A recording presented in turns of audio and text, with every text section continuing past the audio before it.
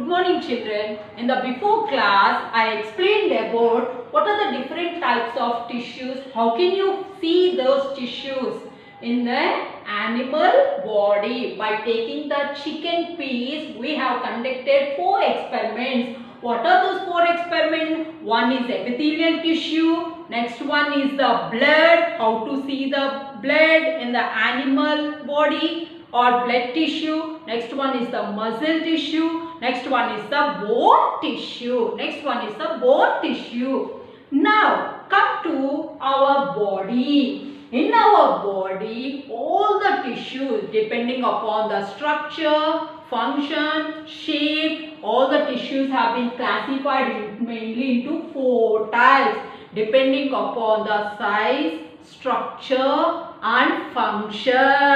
Depending on mainly on the function, it was classified into 4 types of tissues. So animal tissues, how many types? 4 types. What are they? First one, epithelial tissue. First one is the epithelial tissue. Second one is the connective tissue. Third one is the muscular tissue. Fourth one is the nerve tissue.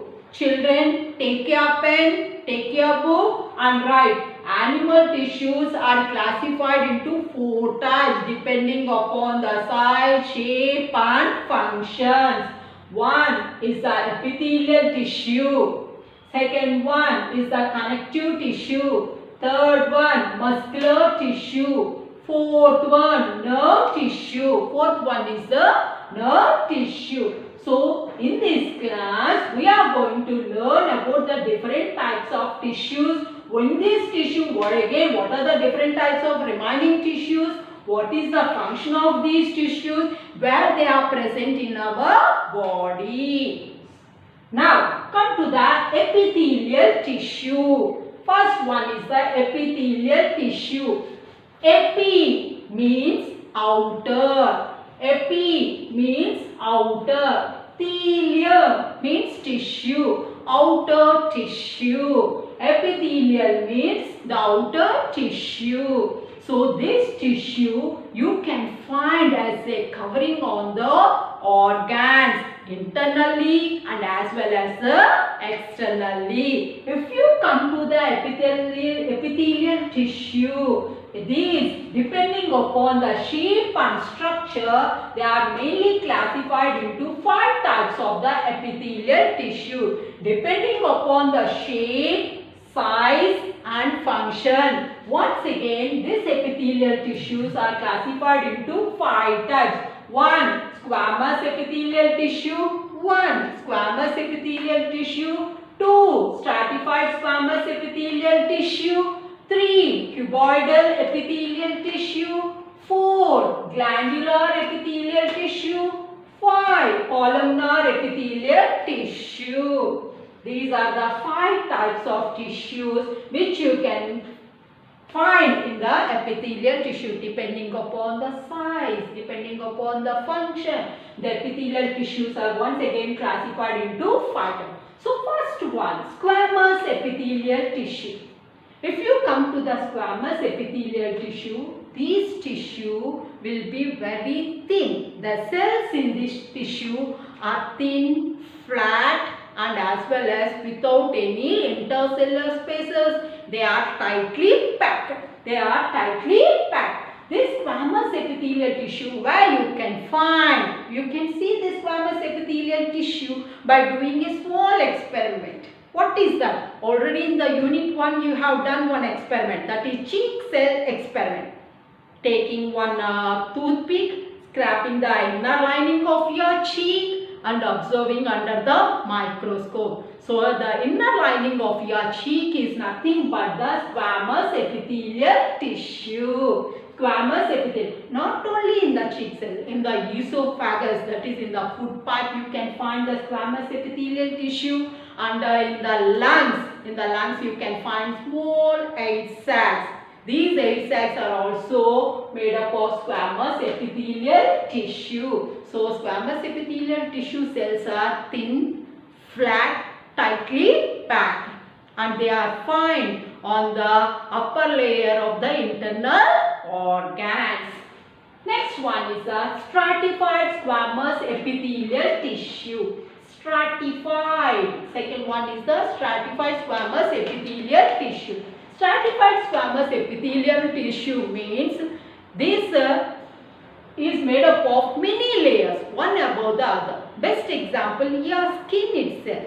Skin will have many layers which are tightly packed. So, one above the other, many layers of the cells are present, which is known as stratified squamous epithelial tissue. Next one is the cuboidal epithelial tissue. These tissues are in the form of cubes. These are tissues. How they will be? In the form of cube. So these cuboidal epithelial tissues mostly you can find in the internal structure of our body. Example, this tubules, kidney tubules you can find, they are made up of cuboidal epithelial tissue. Next one is the glandular epithelial tissue. This glandular epithelial tissue, you can find the few tissues will form in the form of a small gland. So in the glands we can find this type of the tissue, that is glandular epithelial tissue. This tissue will form into a small sac-like structures which are called as gland. Next one is the columnar epithelial tissue. This columnar epithelial tissue are helpful in the secretion and as well as in the absorptions. This tissue, whatever the organs which will participate in secretion of the substances or in the absorption of the substances, there you can find the columnar epithelial tissue. They are like a column, means long cells like this. Long, a tube-like structure. So these are called as a columnar epithelial tissue. These are called as a columnar epithelial tissue. Now you see, epithelial tissue, outer tissue. This outer tissue may be inside our body organs or on the body. Depending upon the shape, size and function, epithelial tissue are mainly classified into 5 types. 1. Squamous epithelial tissue, flat, thin, and especially you can find in the outer covering of the internal organs. Stratified squamous epithelial tissue. Best example is the skin itself. It is having many layers. Why we are having the many layers? That is to protect from the external and internal stimuli and as well as protecting from the microorganisms. Cuboidal epithelial tissue in the shape of the cube. In the shape of the cube, especially you can find in the alveoli, that is in the 8 sacs, and in the kidney tubules you can find this cuboidal epithelial tissue, and as well as near the esophagus. Near the esophagus you can find the cuboidal epithelial tissue, and next one is the glandular epithelial tissue in the form of a gland, a small sac-like structure it forms. Next one is the columnar epithelial tissue. They are in the form of the column. What is the use of this columnar epithelial tissue? There is nothing but the secretion, giving out the substances either for the digestion and as well as the hormone. Next one is the absorption. Absorption of the food material. We can find this columnar epithelium. Now come to the next tissue, that is called the connective tissue. మళ్ళీ ఇదేనా కాలుగా లేని రాలే లేని రాలేదు వచ్చాడు Sam on చేస్తున్నా పెట్టి అమ్మా పైన లేని ఎక్కడ వచ్చింది ప్లే అయిపోతుంది. Okay children, so we have studied our epithelial tissue up to now. Now come to the next tissue, connective tissue. In the word itself you are having the meaning. What is that? Connective, connecting. It will connect various body parts. It connects different tissues in our body, and some of the tissue in the connective tissue, it will give the framework to our body, movement of the body organs, internal organs, external organs. These are all able to move, means only with the help of the connective tissue, depending upon the shape, size and function. Once again, there are different types of connectives, and depending upon the shape, size and function. Once again, it is classified into 6 types of connective tissues depending upon the shape, size and function. Connective tissues are classified mainly into 6 types. First one, areolar tissue. Areolar tissue. Second one, adipose tissue. Third one, bone. Fourth one, cartilage. Fourth one, cartilage. Fifth one, tendon. Sixth one, blood. Sixth one. These are the different categories of this connective tissue. Areolar tissue. This areolar tissue is made up of a special cells called fibroblasts. Areolar tissue is made up of a special cells called fibroblasts. These are like fibers.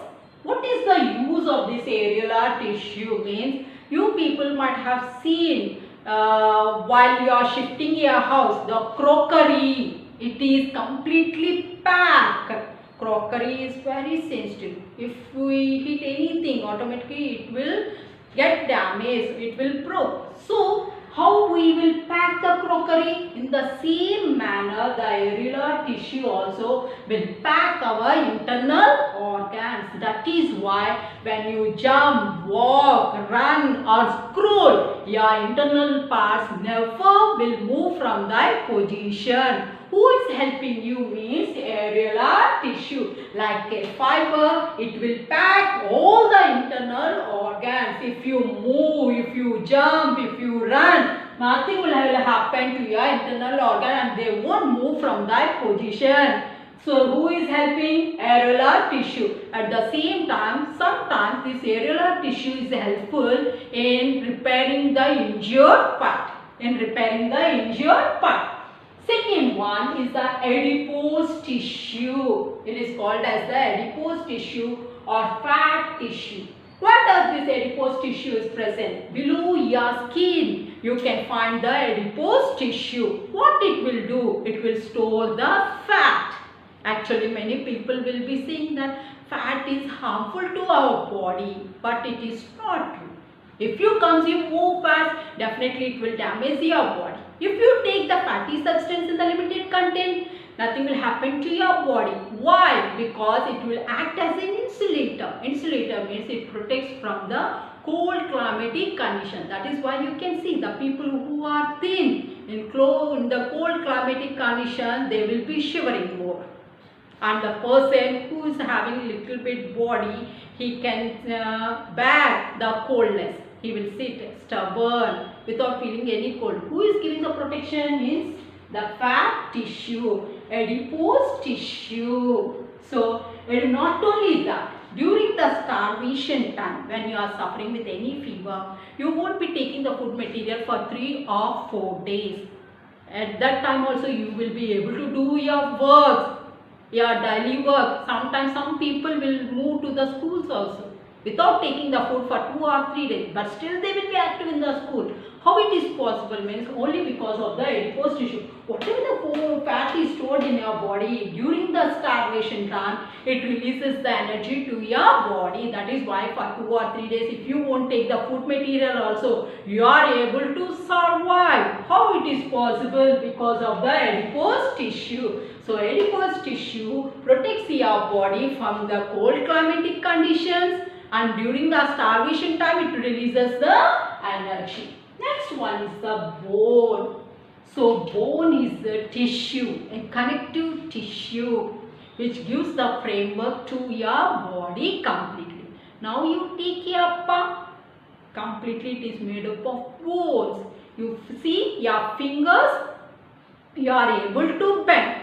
If the bones are not there, there won't be any support to your fingers. If this long bone is not there, what will happen? Your hand will be hanging. You cannot lift, you cannot move your hand. We are able to move your hand. We are able to fold your fingers. We are able to lift any object. We are able to write. Means that is nothing but because of the bone. Bone, it gives the framework to your body. It gives the framework to your body. When you come to the bone, the longest bone, inside the bone, we can find a tissue called bone marrow. And inside you can find a tissue called bone marrow. In the bone marrow, you can find the cells called osteocytes. The inner part of the bone is called bone marrow. In the bone marrow, you can find the cells.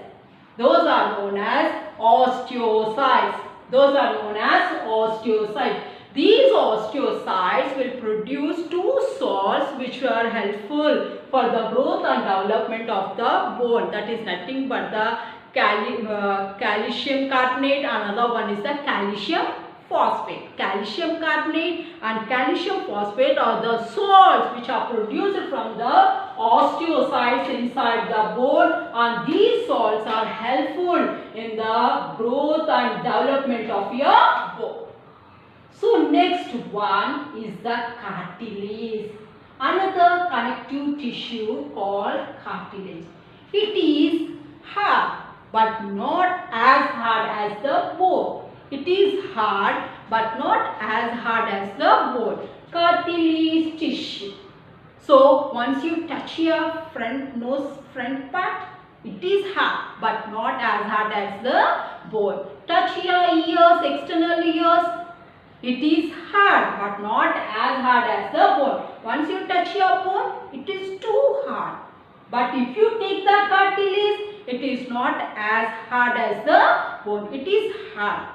So what is the use of the cartilage? It will give the support to the different organs present in our body. It will give the support to different organs present in our body. You can find between the two bones a cartilage tissue which will give the support to your bones for the movement. And some of the animals, example shark.